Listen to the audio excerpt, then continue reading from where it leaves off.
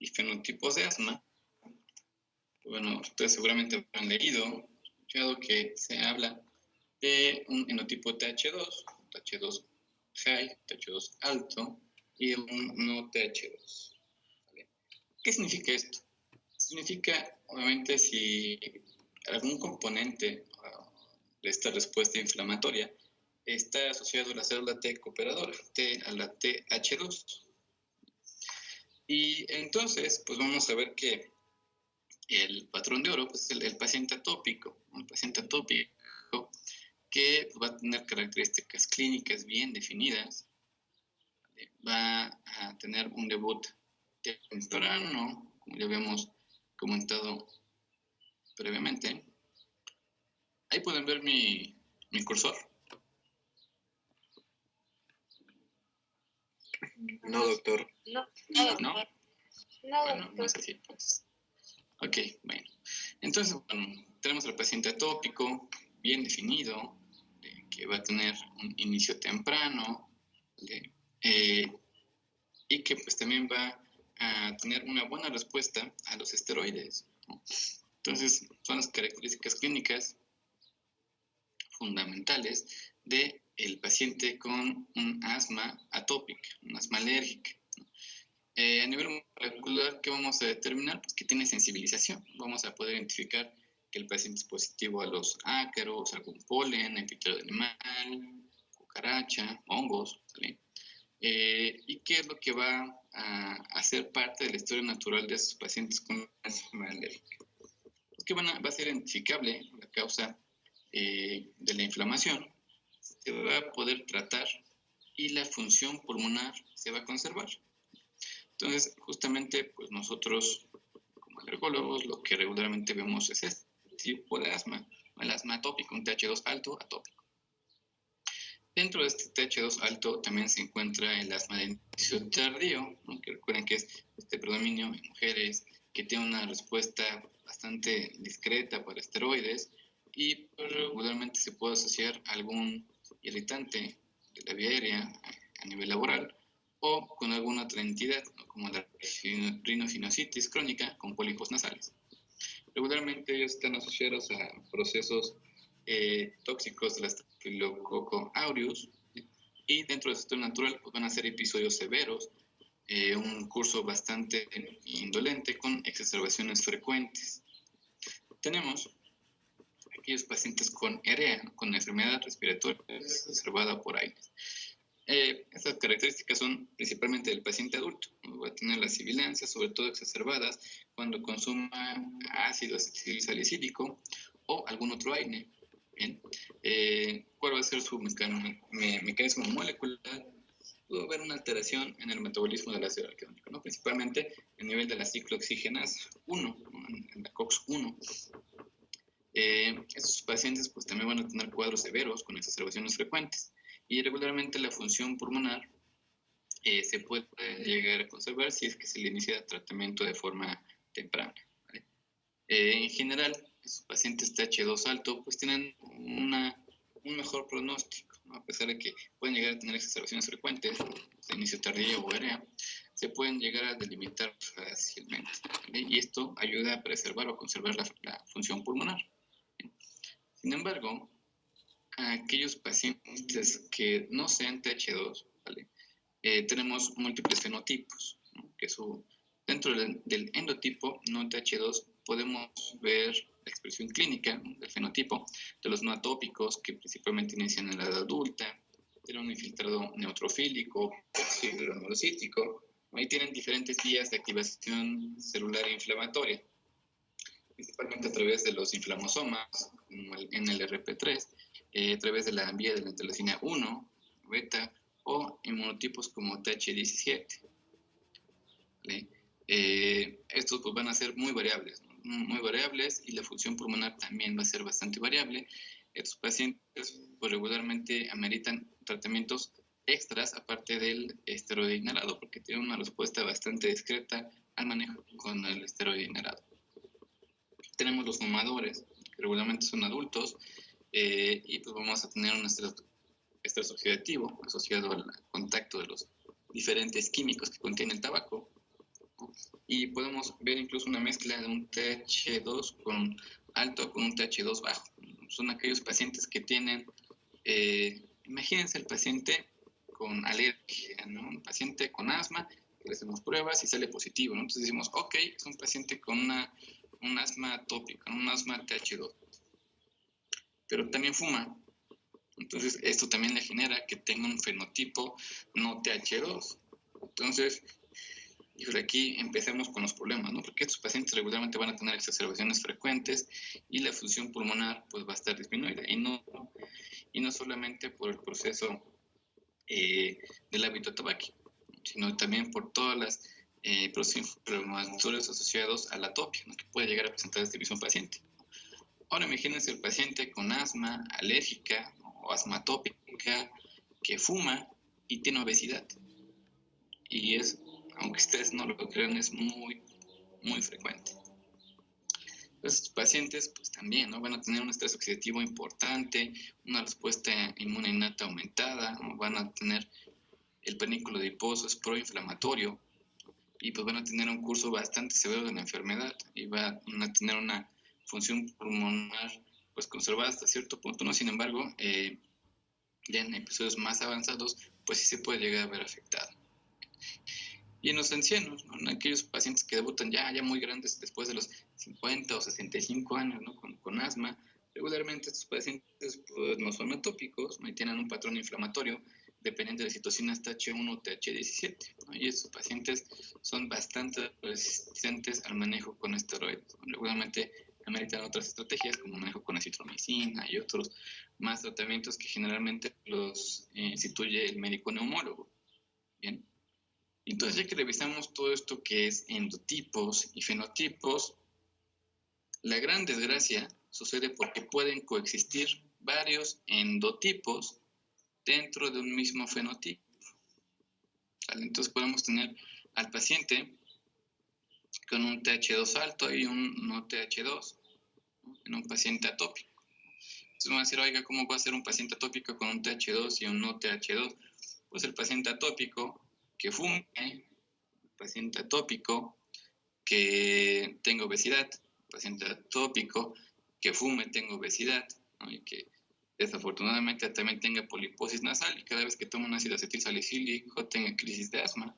Entonces, el gran problema de los pacientes asmáticos hasta cierto punto es que pueden coexistir una mezcla importante entre endotipos y fenotipos, ¿no? Y obviamente esto va a ampliar las características clínicas con las cuales puede presentarse el paciente.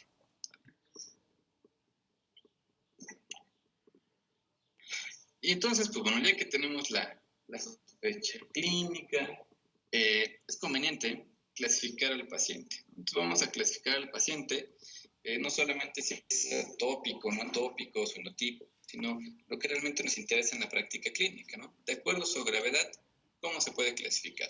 Y de acuerdo al control de los síntomas, ¿cómo se clasifica? Ahora, ¿cuándo usar una u otra clasificación?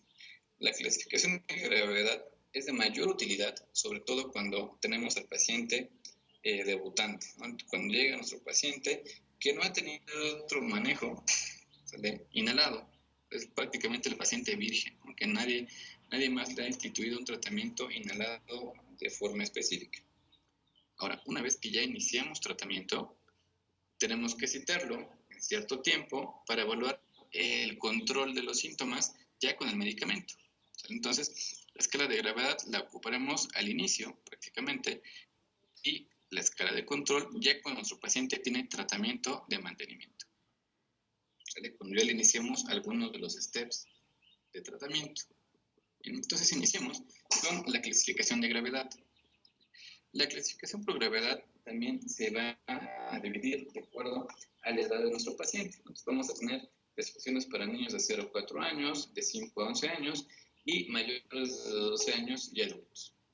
Iniciando con los de 0 a 4 años, ustedes van a notar en la parte superior que tenemos 3 columnas, ¿no? Determinadas por gravedad, síntomas diurnos o nocturnos y el uso de agonistas beta-2 de acción corta, ¿no? Los ABA.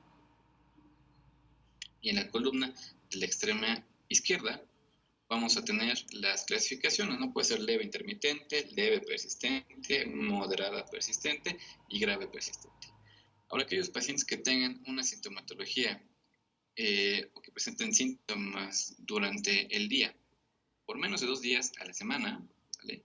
Que no tengan síntomas durante la noche y que tampoco limite actividades, son aquellos que van a ser leve intermitente. Y esos pacientes también pueden llegar a ocupar los SABA, pero menos de 2 días a la semana.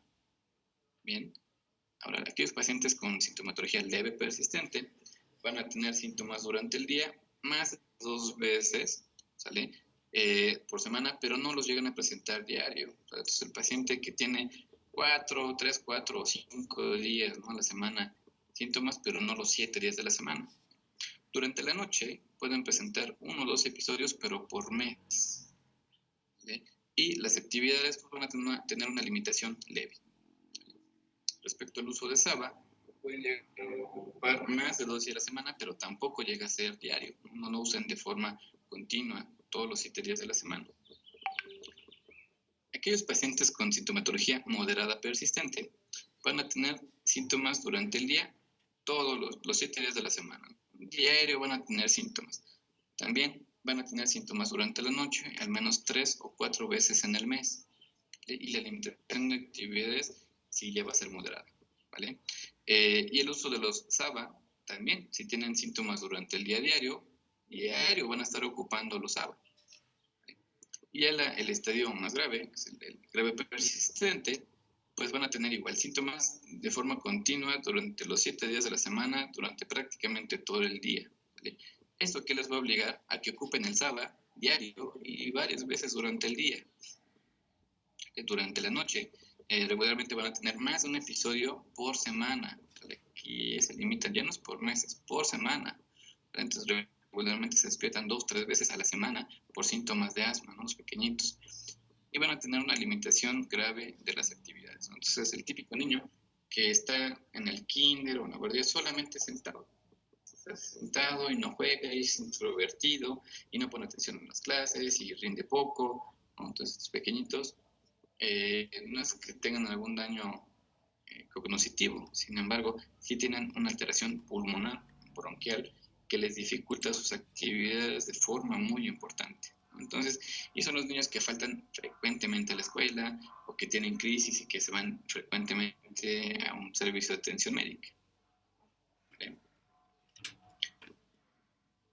Ahora, en los pacientes de 5 a 11 años de edad, igual tenemos en la parte superior, las columnas de gravedad, síntomas diurnos y nocturnos, el uso de los SABA, y se agrega una columna de función pulmonar, ¿no?, porque se espera que después de los 5, idealmente 6 años, ya se pueda realizar un estudio de función pulmonar como la espirometría. Entonces, del lado de la izquierda tenemos la clasificación de los diferentes tipos de gravedad. Aquellos pacientes que tengan una gravedad leve intermitente van a ser aquellos que tengan síntomas durante el día, menos de 2 veces por semana, ¿vale? Van a ocupar el SABA menos de 2 días a la semana. Durante la noche van a tener menos de 2 episodios en el mes y no va a limitar actividades. El leve persistente va a tener síntomas durante el día, más de 2 días, pero no llega a ser diario. De la misma forma, pueden llegar a ocupar el SABA por más de 2 días, pero no diario. Pueden llegar a tener síntomas durante la noche por 3 o 4 veces, pero durante el mes. Y la limitación a las actividades, pues definitivamente va a ser leve. Como les comentaba, pues llegan a ocupar el SABA más de 2 días, pero no diario. Y aquí la función pulmonar. ¿Quién me quiere decir qué significa FEP1?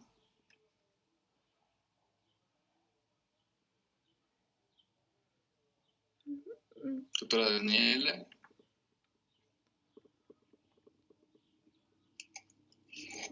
Sí, doctor. El FEP1 es la cantidad de aire exhalado en el primer segundo después de una inspiración máxima. Perfecto. Muy bien, doctora. Y entonces, si hablamos del volumen expiratorio forzado en el primer segundo, pues nos va a hablar de qué cantidad de aire, qué porcentaje de este aire sale en la expiración forzada de forma regular, ¿no? ¿Qué es lo que esperamos que de forma normal pueda salir más del 80%? Lo ideal es que saliera el 100%, ¿no? El 100% que ingresa en la inspiración debería de salir a la expiración. Entonces, eso sería lo ideal, ¿no? Realmente casi nadie tiene este 100% del FEB1. Es muy raro que lo llegue a tener, pero lo que esperamos es que sea más del 80%, que sea normal. ¿Vale? Entonces, los leve intermitente y leve persistente llegan a tener un FEB1 prácticamente normal, ¿no? Porque igual en el leve persistente tiene un FEB1 mayor del 80% de dicho. Entonces, aún sigue siendo normal. Entonces, la función pulmonar se conserva. Sin embargo, ya que pasamos al paciente con datos moderados a persistentes, es aquel que tiene síntomas diarios, ¿no? Todo el día, todos los días tienen síntomas van a ocupar el SABA, pues también diario, ¿no? Si todos los días tienen síntomas, todos los días van a estarse aplicando el SABA. Van a tener episodios nocturnos más de una vez por semana y una alimentación moderada a las actividades. Bien.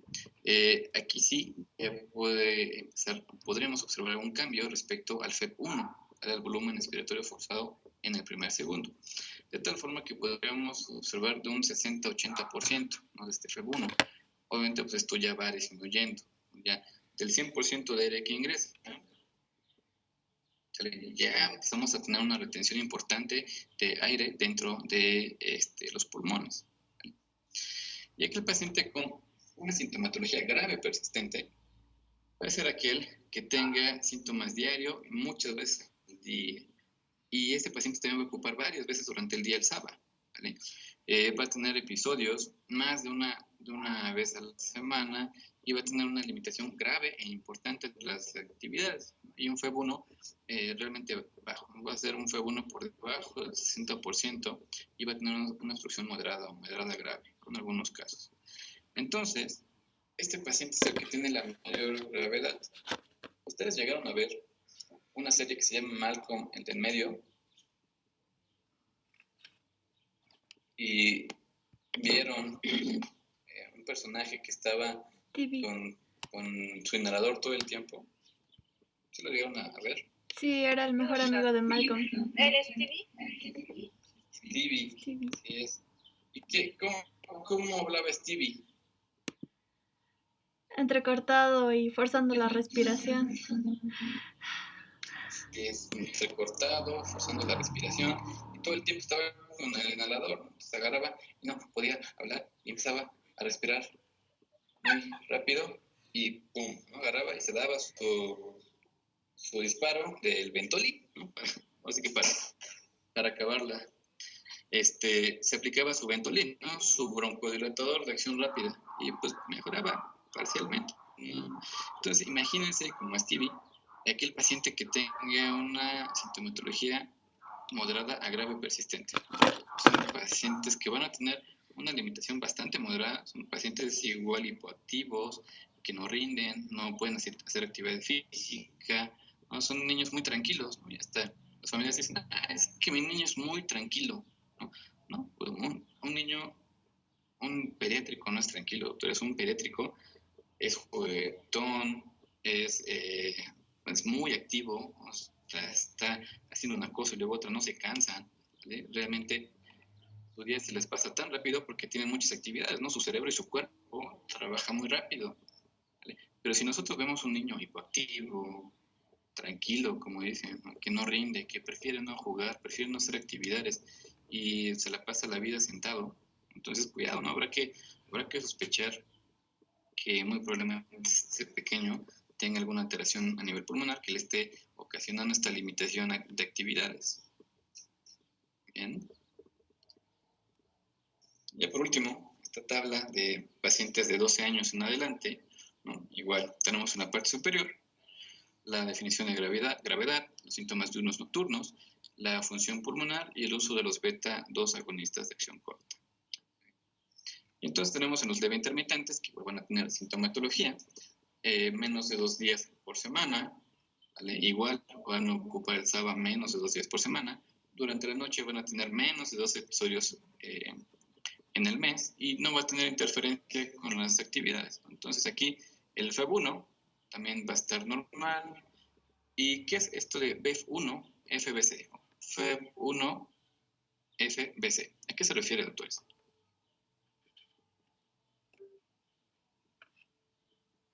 Doctora Daniela. Sí, doctor. Bueno, eso corresponde a la fracción de aire que se va a exhalar o que sale una persona en el primer segundo, como ya lo había dicho, pero ahora en relación con la capacidad total forzada. Y la capacidad total forzada es la cantidad máxima de aire que puedes, partiendo de una inhalación profunda. Prácticamente esta capacidad forzada es la suma de tres volúmenes, que es el volumen vital, el volumen de reserva inspiratorio y el volumen de reserva expiratorio. Entonces, este índice lo que nos dice es, de este total del aire que puede exhalar una persona, ¿cuánto aire exhala en el primer segundo? Ok, muy bien, doctora. Perfecto, muchas gracias. Así es, entonces va a ser un cociente, ¿no? La cantidad de aire que vamos a tener en retención o de expulsión. ¿Qué es lo que esperamos? Que tenga un cociente F1 FBC normal. ¿Vale? Bueno, ya veremos posteriormente en qué momento hablamos de un F1 FBC normal. Eso varía dependiendo la edad del paciente y también etnias, bueno, todos los predichos que todos seguramente ya lo revisaron en el artículo de espirometría. ¿Vale? Entonces, dependiendo del grupo etario, pero regularmente consideramos que para adultos por arriba de 75 ya es normal, y en pediátricos, dependiendo la guía mexicana dice 85, la guía internacional dice 90. ¿Vale? Se espera que sea normal. Entonces, este paciente que tiene síntomas discretos, realmente no interfiere actividades, tiene síntomas muy esporádicos, pues va a tener una capacidad, una función pulmonar normal. Aquellos pacientes con datos leve persistentes van a tener síntomas en el día más de 2 veces por semana, pero menos de una vez por día. Van a ocupar el SABA más de 2 días a la semana, pero no llega a ser diario. Y pueden tener episodios nocturnos, 3 o 4 por mes. Igual, su FEB1 se va a mantener y el cociente F1-FBC va a estar normal. ¿Vale? Entonces, nuevamente, en aquellos casos leve, intermitente, leve persistente, la función pulmonar se conserva. En aquellos pacientes ya con datos importantes clínicos, ¿no? Moderado persistente, pues van a tener síntomas durante el día diario, ¿vale? Van a ocupar el SABA diario y van a tener síntomas nocturnos al menos una vez por semana y una alimentación pues, moderada de las actividades.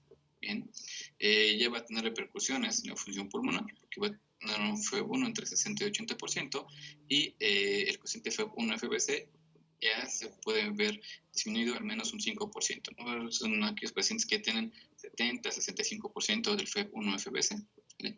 Y van a estar ocupando el SABA diario, cuando diario tienen síntomas, diario ocupan el SABA.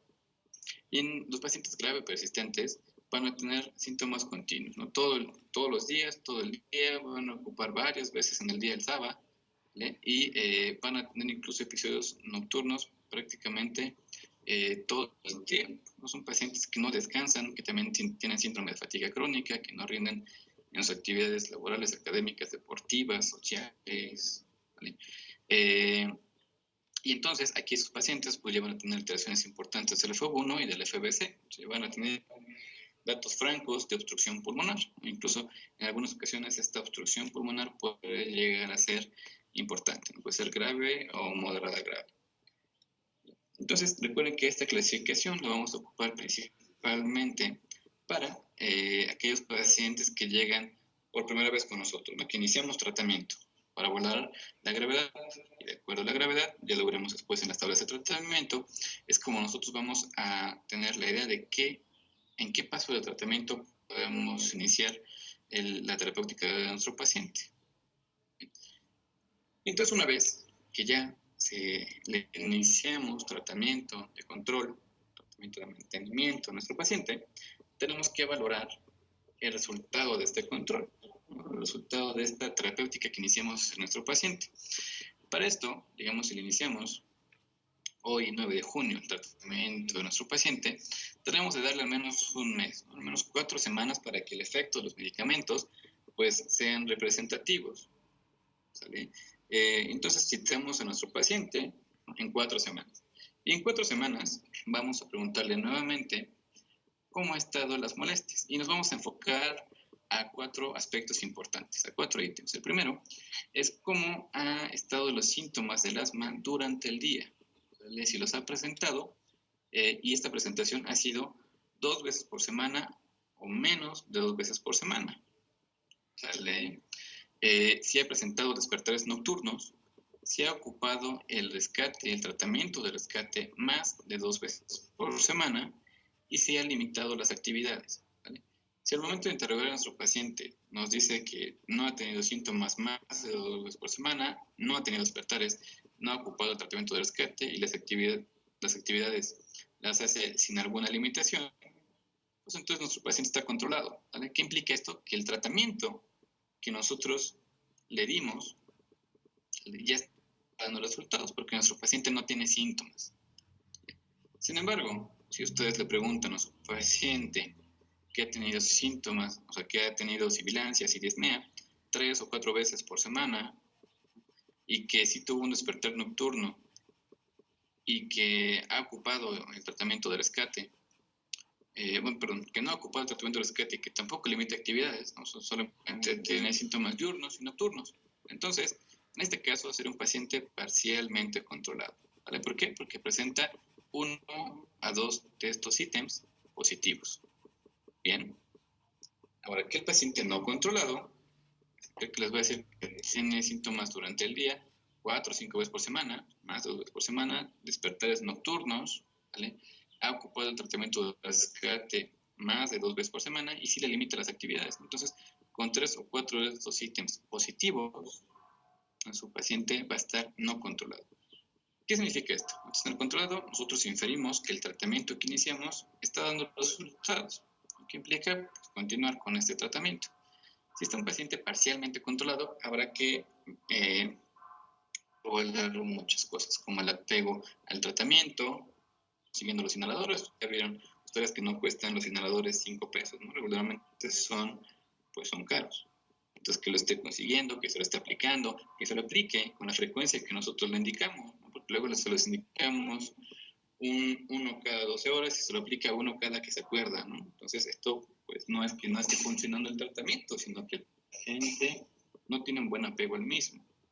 Tenemos que vigilar que tenga el dispositivo correcto, ¿vale? Porque si indicamos nosotros inhaladores PMDI, inhalador dosis medida presurizado, recuerden que requiere una aerocámara. Entonces, si el paciente está aplicando el PMDI directo sin aerocámara, ¿qué significa esto? Que más del 85% de la molécula se queda impactado en la orofaringe. Entonces no está llegando a los bronquios, no está teniendo su efecto donde nosotros lo esperamos. Entonces, pues también al dispositivo correcto, que si detectamos que nuestro paciente es alérgico, que tiene una asma alérgica, pues habrá que ver que se está aplicando el tratamiento de alergia y que tenga las medidas de evitación, sobre todo parámetros que son muy importantes, y que no tenga exacerbantes, ¿no?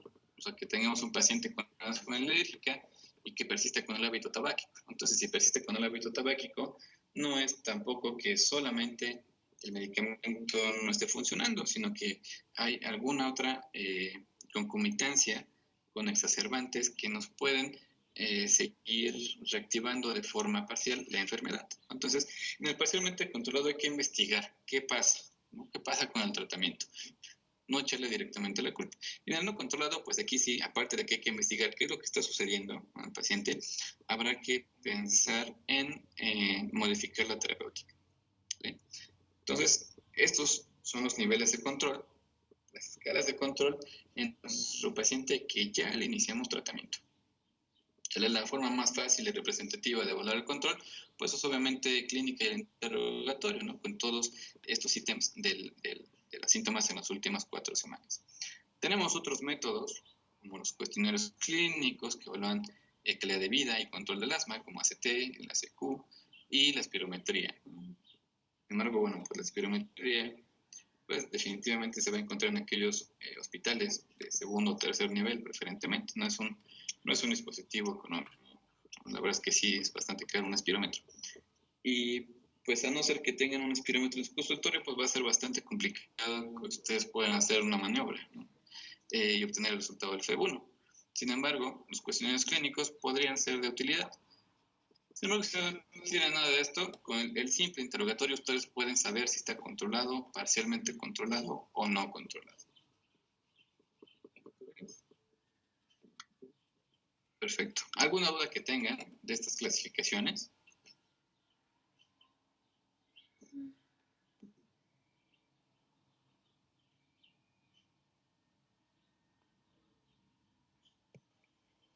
¿Todo claro? Creo que sí, doctor, gracias. Ok, entonces hagamos un ejercicio. Se encuentra, veamos,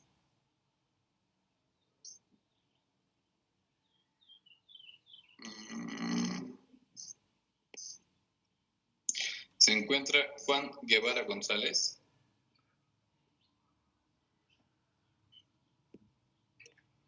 Sí, doctor, aquí estoy. Doctor, buenas tardes. Buenas Si usted tardes. tiene un paciente, no sé, usted está en su consulta, en su centro de salud, ¿no? Y le llega un paciente masculino de 11 años de edad, no, de 10 años de edad, 10 años de edad llega a su consulta, ¿no?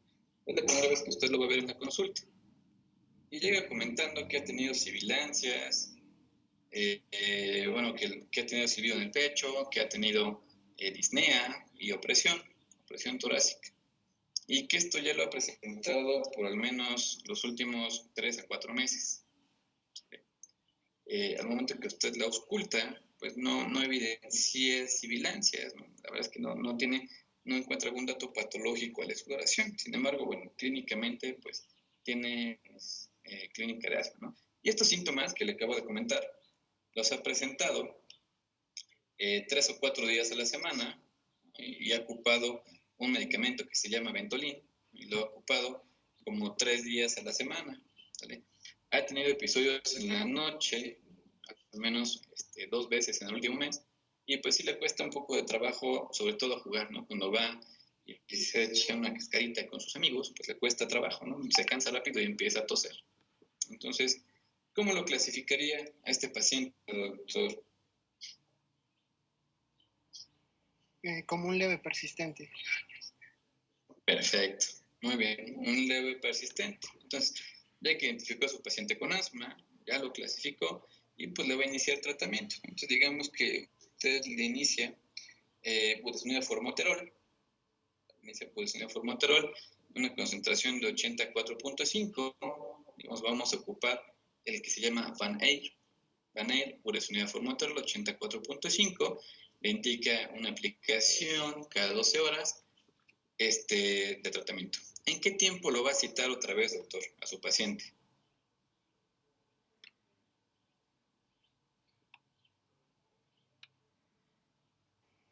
En 2 meses, doctor. ¿En 2 meses? No, en uno. Okay. En un mes. 1 o 2 meses. ¿En un mes? 1 o 2 meses. 1 o 2. Sí, entre ese periodo. Dígame, 1 o 2 meses. 2 meses. 2 meses, ok. Bueno, se vale. Dígame usted, gracias doctor. Vamos a preguntarle a alguien más de sus compañeros. Doctora María Fernanda Galicia, ¿se encuentra?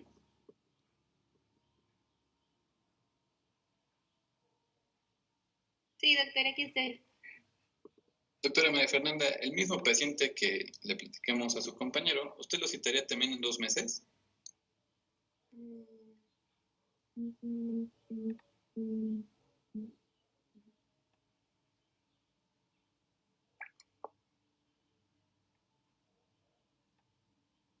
Doctora.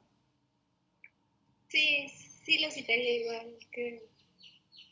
Ok. Bueno, ¿alguien tiene una opinión diferente?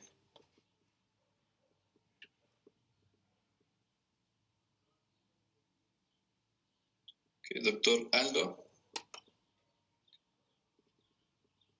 Serían en un mes para evaluar el control de los síntomas y del tratamiento.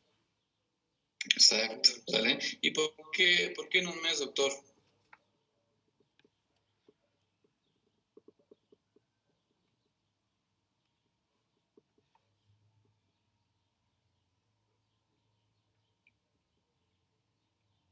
Doctor. Pues sería por lo mismo, ¿no? Por lo mismo de que el tratamiento debe evaluarse en esas últimas 4 semanas. O sea, para el tratamiento máximo, el pico. Ajá, perfecto. Entonces lo revalúa en 4 semanas. Muy bien, y entonces en 4 semanas regresa a la consulta su paciente. En este caso, que llega nuevamente a consulta, ¿qué es lo que le van a preguntar a su paciente, ¿no? Para saber si está funcionando o no el tratamiento?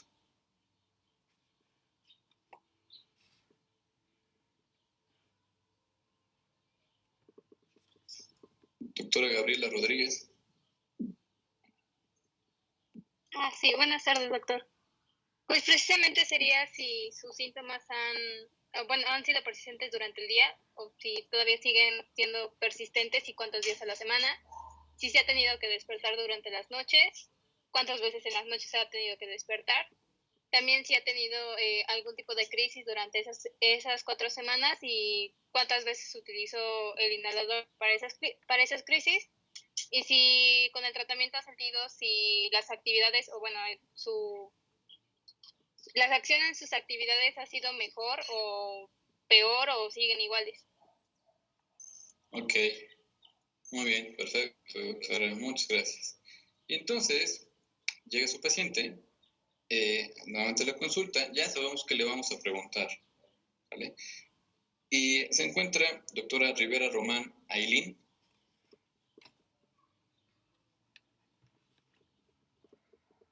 Sí, doctor, aquí estoy.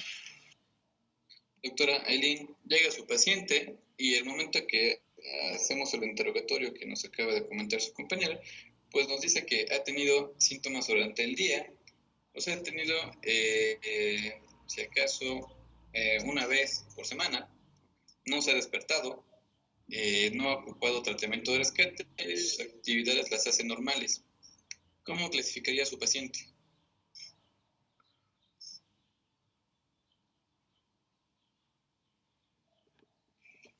Como controlado. Ok, muy bien, controlado, ¿no? Porque estamos viendo que el tratamiento pues sí está funcionando, ¿vale? Perfecto. Sin embargo, mismo paciente llega con ustedes y en este momento se encuentra con el doctor Sergio Casco. Doctor Sergio Casco, ven. Doctor Sergio, le comenta esta paciente que ha estado con sibilancias, con opresión torácica, como 3 o 4 veces por semana, que ha tenido un despertar nocturno y que se ha ocupado el tratamiento de rescate al menos 4 veces a la semana. Y sí le limita un poco las actividades porque no ha podido dormir bien. Entonces, ¿cómo está su paciente, doctor Sergio? Sí, doctor, buenas tardes. Pues el paciente se encuentra no controlado porque tiene pues más de 3 síntomas que se mantienen.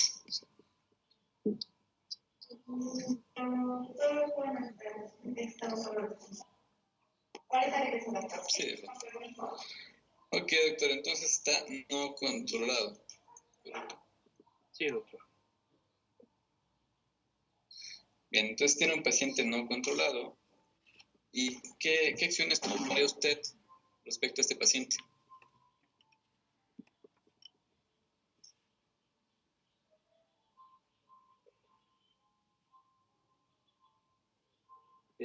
Tendría que a lo mejor realizar otra vez la espirometría y a lo mejor intentar otro tratamiento. Espirometría. ¿Y si no tiene espirómetro, doctor?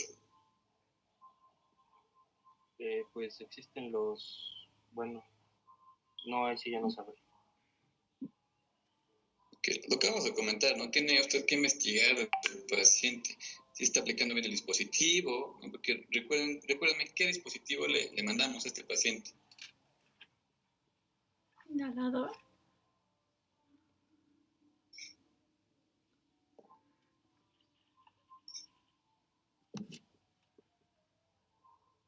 ¿No se acuerdan?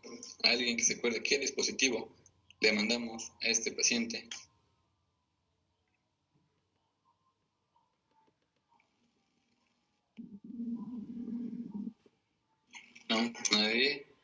le Bueno, le indicamos mandamos Banner, ¿no? Banner. ¿Perdón? Se le indicó Así Banner. es.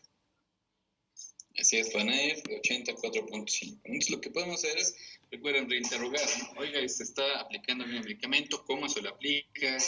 Ya se compró la aerocámara, ¿no? La aerocámara va junto con la aplicación del dispositivo. O sea, ya tiene la aerocámara, el dispositivo correcto, técnica correcta, apego al tratamiento, ¿no? Si nos dice que sí, todo lo está haciendo bien y que no se expone a exacerbantes, bueno, pues entonces sí hay que modificar el medicamento, ¿no? El tratamiento, incrementar los esteroides o agregar algún tratamiento por vía oral, ¿vale?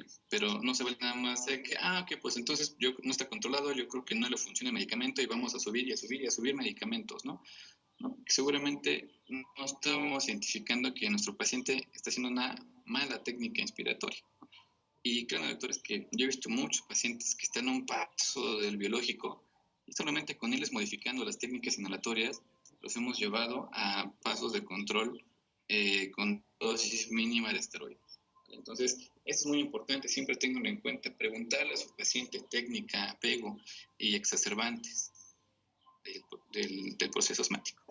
¿Sale? Muy bien. Perfecto, doctores. Pues entonces, ¿alguna duda que tengan antes de que nos retiremos de la clase?